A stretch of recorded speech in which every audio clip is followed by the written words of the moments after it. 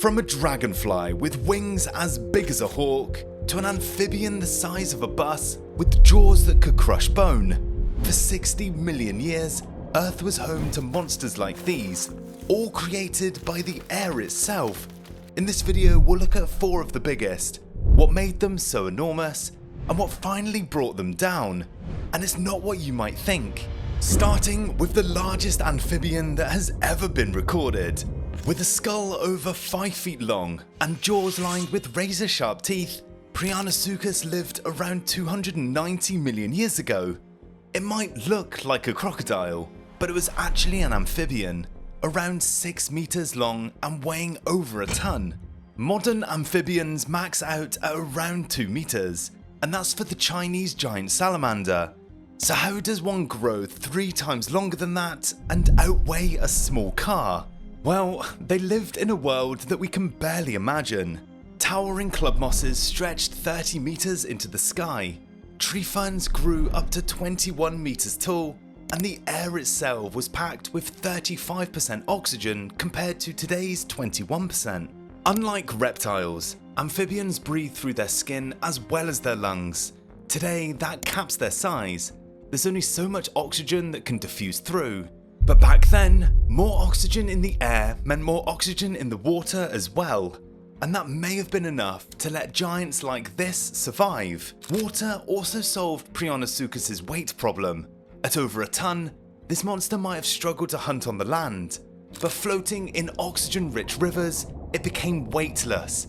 A 6-meter long ambush predator that could hang motionless below the surface. Scientists call it the saw crocodile because of its interlocking teeth, perfectly designed for grabbing slippery fish and other amphibians. Eyes and nostrils on the top of its skull meant it could breathe while staying almost completely submerged, waiting for prey to drift into range. And as one of the key apex predators in the Permian era, Prionosuchus may have been able to attack almost anything in the water, including smaller members of its own species. Even some speculate it may have lunged at land animals that came to the river to drink. Just like a crocodile today, Prionosuchus was living proof that with enough oxygen, even amphibians could become giants. But this wasn't the only monster that got created, because high above the forest canopy, something deadly was hunting. This is the Meganeuropsis, the largest insect in Earth's history. It ruled the sky 290 million years ago, long before pterosaurs, birds or bats ever appeared. Flying over coal swamps on wings that reached 75 centimeters, that's 30 inches across. It might look like a dragonfly, but real dragonflies hadn't even evolved yet. These were primitive griffinflies. If you saw one in the sky today, you'd probably mistake it for a hawk, until it got closer, when you'd just see how frightening it really looks. With a body the size of a crow, and massive compound eyes that could track prey from incredible distances, it was the ultimate aerial predator. They may have just been as maneuverable as modern dragonflies, darting through the air to catch prey. With spiny legs for grabbing and jaws lined with razor-sharp teeth, Meganeuropsis could snatch giant insects straight out of the sky. And some scientists even think they went after small amphibians near the water's edge. Fossils of griffinfly nymphs show us the young hunted underwater, just like modern dragonfly larvae. With powerful grasping jaws, they attacked fish, amphibian larvae and other aquatic insects before taking to the air. Fully grown, they weigh up to 150 grams, that's 0.3 pounds. In other words, Meganeuropsis was a heavyweight compared to any other flying insect today. So how did it stay airborne? Well, that same oxygen-rich atmosphere that allowed Prionosuchus to become so huge created the perfect flying conditions in the sky. At 35% oxygen, the air was thick and dense. Those air molecules gave Meganeuropsis something modern insects can only dream of: serious lift.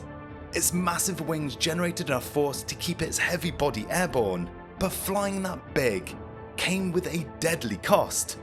Meganeuropsis generated enormous amounts of heat from its body just from the effort of keeping those giant wings beating. Computer models show that in the warm Permian climate, these monsters were constantly on the edge of overheating. Push the temperature just a few degrees higher and they would literally cook themselves from the inside out.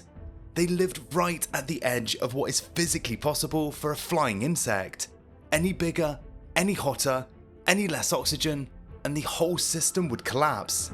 But if you thought that was dangerous, wait until you see this. Because prowling the coal swamps of ancient Scotland 335 million years ago was a scorpion the size of a cat.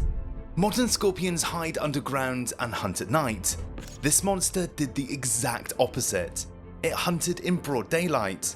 At 70 centimeters, that's 28 inches long, Pulmonoscorpius was 3 times bigger than any scorpion alive today.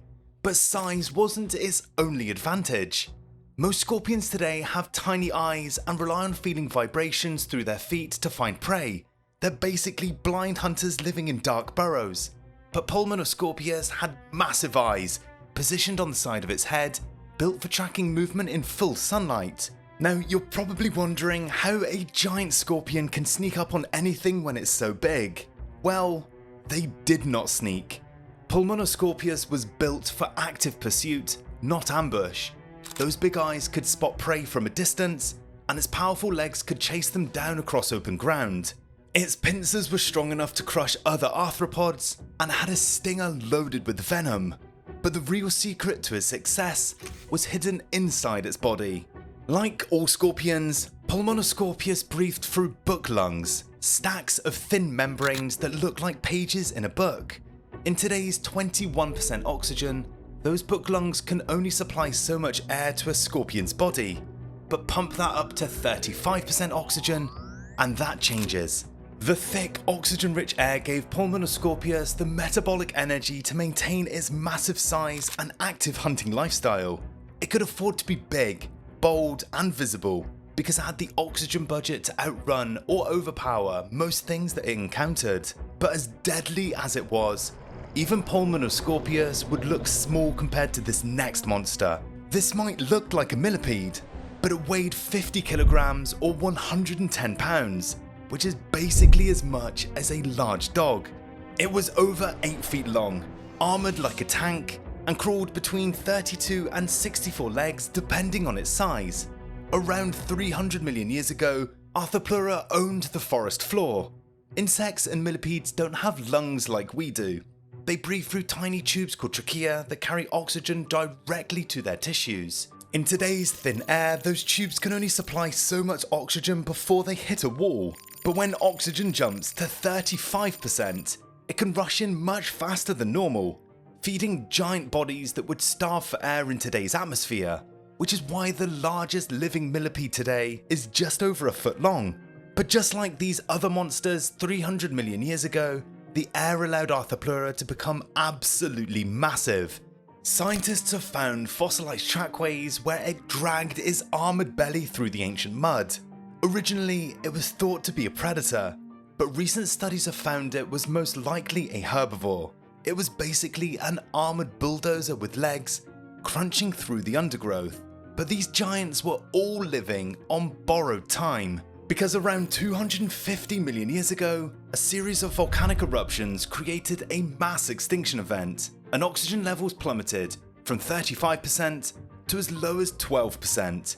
These huge creatures that become so used to being able to live almost anywhere suddenly lost more than half of their oxygen supply. Prionosuchus struggled to breathe in waters that could no longer sustain its enormous bulk. Meganeuropsis fell from the skies as the air became too thin for supporting flight. Arthropleura's massive body could no longer pull enough oxygen through its breathing tubes. The same thing that helped create these giants was now suffocating them. What wiped them out was the air itself.